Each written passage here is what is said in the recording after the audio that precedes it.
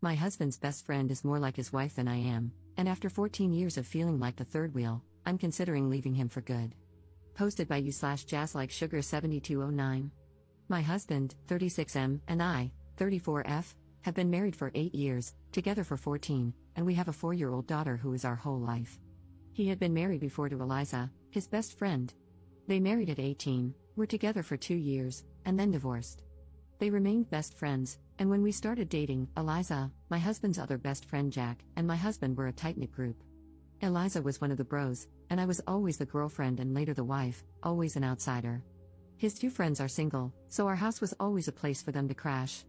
Ever since we moved in together, they would show up unannounced and do their own thing while I made snacks and full meals. For the first year, I tried my best to integrate into their clique, but it never worked out. It was always awkward, and I felt like I was inserting myself where I didn't belong, so I stopped trying and relegated myself to being a great host and letting them do their thing.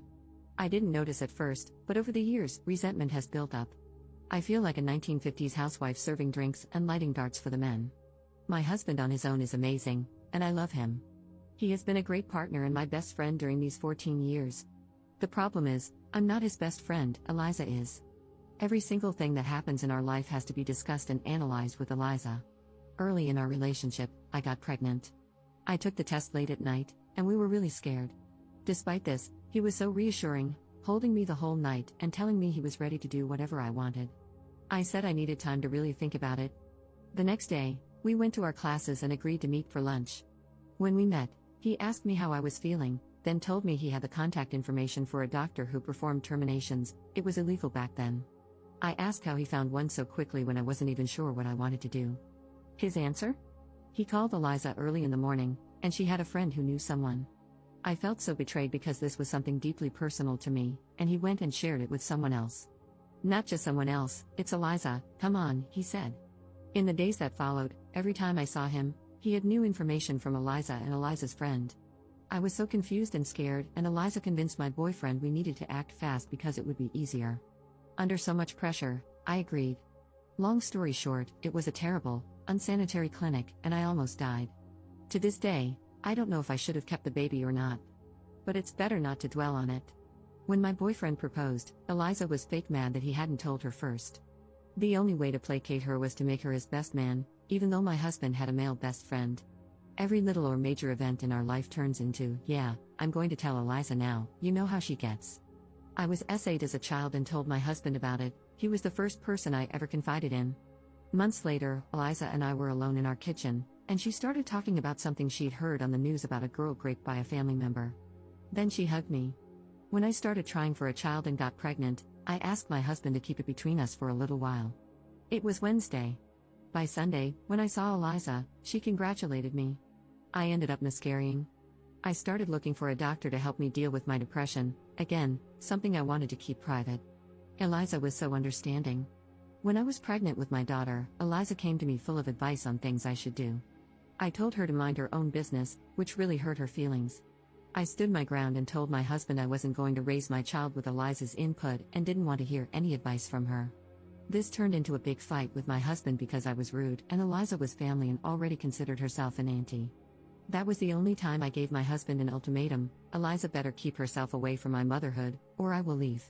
Now, my resentment has reached the point where I don't want her near me, my house, or my husband. I feel like she is more married to my husband than I am. My whole life feels like I'm living in a best friends to lovers drama.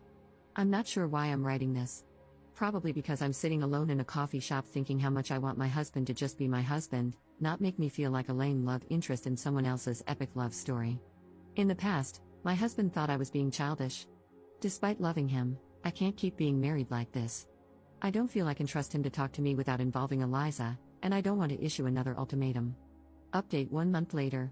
I'm going to start by saying how thankful I am to everyone who showed grace on my last post.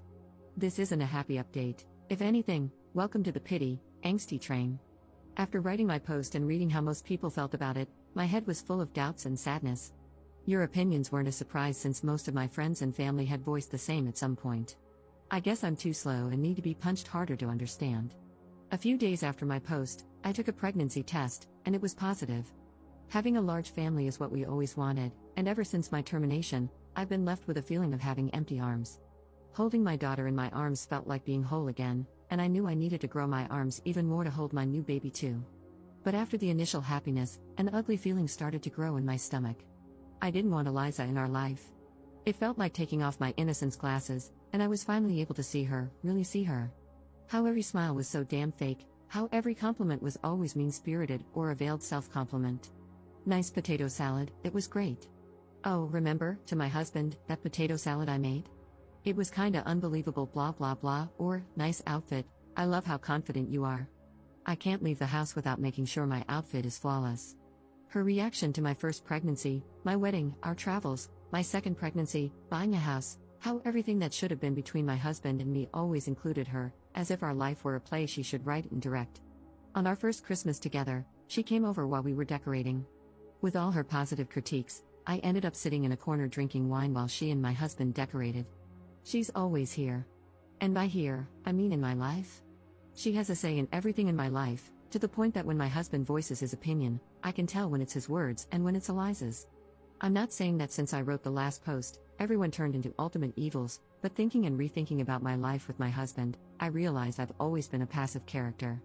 It's like my husband got himself a pet, and he and Eliza are going to be endgame when they both realize they never stopped loving each other. Some of you, like my sister, will say I'm dormant. I guess I am. I've let this go on for so long that it's become normal.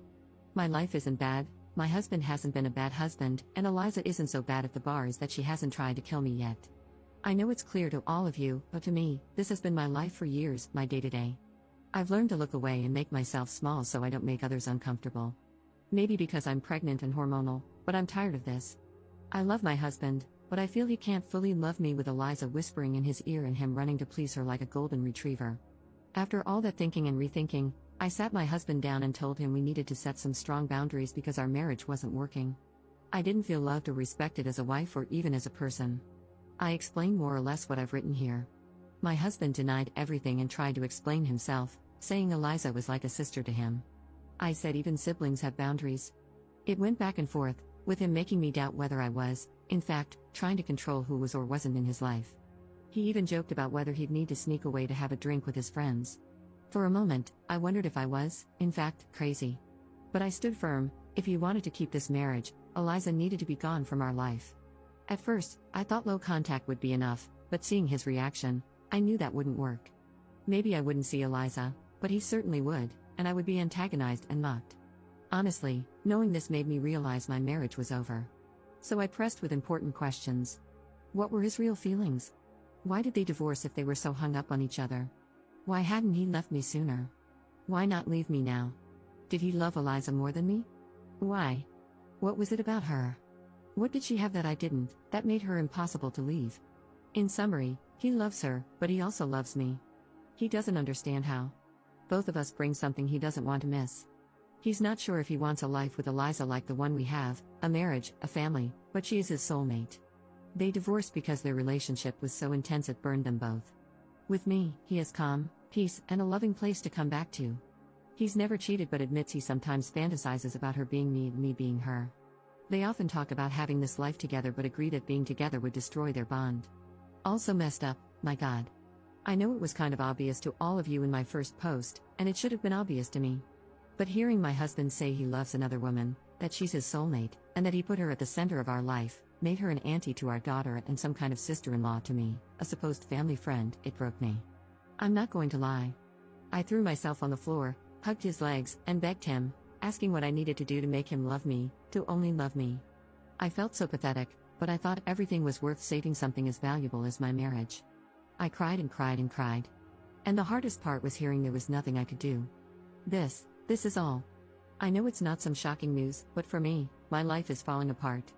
The only things holding me together are two little hands that hug me every night and the small bean in my belly. We haven't discussed anything legal yet. He's left the house, and my sister and mom are staying with us for now. Top comment. He's a selfish, cruel man. She is equally horrible. He used you, kept her around, and she played along with it. He says he sees her as a sister but then claims he fantasizes about her being you and you being her. Both cannot be true at the same time. She is either a sister to him, or he wants her to be his wife. All he does is lie. He was living his best life and got everything he wanted. He has cheated, maybe not physically, though I doubt it, but emotionally, he has. You deserve to find someone who truly loves you and chooses you every single time, not someone who keeps another option. You were their little doll to play with. You gave him all these wonderful things so she didn't have to, but she gets the perks of being your husband's girlfriend without ever having to get pregnant or do any hard labor in a marriage. I'm so sorry. Second update 1 month 2 weeks later. Hopefully, this will be my last update, but not the end for me. Thanks again to everybody who sent me encouraging messages or replied to my last 2 posts. To clarify a few things people asked or guessed, yes, I'm South American. I live in a very religious country and was raised Catholic, even though I don't follow any religion now and consider myself an atheist. Some things are just too deeply ingrained in our brains. Also, yes, I grew up seeing my mom crying over my dad's multiple affairs. I always thought I would never let something like that happen to me, but oops. Luckily, I started seeing a therapist and will heal a lot of things. One of the very first things I discussed with my therapist was my termination, how deeply it hurt me and how big an impact it had on my mind. And yes, some of you guessed correctly. After the termination, I was determined to get something good out of a very traumatic event. Since I loved my then boyfriend so much, I thought maybe our relationship could grow stronger and better. And I fought hard for that. Then, after a while, it became more about, have I suffered so much for this relationship just to lose it over this one thing? No. Later, it turned into, this is my life, go to sleep and get over the pain. Now, I realize how similar that mindset was to my mom's while forgiving my dad. But since I wasn't being physically cheated on, it never crossed my mind that I was doing the same thing. Now, about my husband and me, we are getting a divorce. I put on my big girl pants and went to talk to him again. I promised myself and my children that I would never beg someone to love me, and my children wouldn't have to grow up believing that something is worth more than loving and respecting yourself. So, I went to talk to him, mostly to say I wanted a divorce, and that's all. At first, I wanted to write down all the things he did that hurt me and how much they hurt, but what's the point? Communication time is over for us as a couple. He was all shocked and then teary because he didn't want a divorce. He tried to convince me to take more time to think. Then he tried to negotiate, asking what I needed for this to work, what I wanted, and what he was willing to do. He was so generous to offer to take some distance from Eliza to work on our issues. I laughed like a maniac because WTF. He said our family means everything to him, our daughter, our new baby. I was something he valued so much. I was the heart of his family, and he would always love me and be thankful for everything I gave him. This hurt because, yeah, he doesn't see me as a woman or his wife. I'm the mother of his children. I'm the one who takes care of him and his house, and he's thankful? It was a long talk, but it was mostly the same thing over and over again. In the end, he proposed that I keep the house, stay married because his job has great benefits that I should take advantage of even if we weren't together. He said he would cover all expenses, and we could live in different houses. In the end, he reluctantly agreed to the divorce. I'm now working on establishing new boundaries. I agreed that we should keep things friendly because we have 2 kids to co-parent. Since he doesn't have a place to live yet, I allowed him to hang out with our daughter in our home, take her to the park, etc. But then he started showing up unannounced at our house, cooking for himself, and acting like he still lived there. I was getting really uncomfortable. I had asked for his keys earlier, but he said he wanted to keep them for emergencies only. One day I snapped and told him to either give me the keys back or change the locks. Again, he got teary, saying this was still his home. I told him it wasn't anymore, so no more hanging out here. Now, I'm thinking it's best to sell this house and find something new that can be mine and the kids' home only. As for Eliza, some of you will be happy to know they aren't together. He isn't staying with her, and from what I know, she has distanced herself from him. Maybe she only liked him when he was in a relationship? Or now that her power trip is over, she isn't interested? He is pretty heartbroken that his so-called best friend isn't with him anymore, really heartbroken. I know this because a mutual friend told me, and when he comes to pick up our daughter, he seems in bad shape. He's unkempt, has lost some weight, and always looks so tired. My pregnancy is going fine. As you might have guessed, I'm not interrupting it, so between a divorce and having a baby this year, I guess I'll have a very eventful year. That's all, I guess. Commenter. He's an idiot. He put his ex above you and his children, only to get burned by her. She never wanted him, she just loved the control she had over him. Ops response. It's a shame I won't be able to know exactly what happened between them and their fallout. I'm distancing myself from that drama, but I would love to know, like the big gossiper that I am. Commenter. I'm so happy for you. The idea of a different house is good, but you can also just change all the locks. Build a social support group for yourself, create distance from your ex, and limit interactions. Wishing you all the best. Ops response. I think the new house will be the best, without any sad memories, just a fresh start. Also, I want to live closer to my mom and sister since I will be needing their help.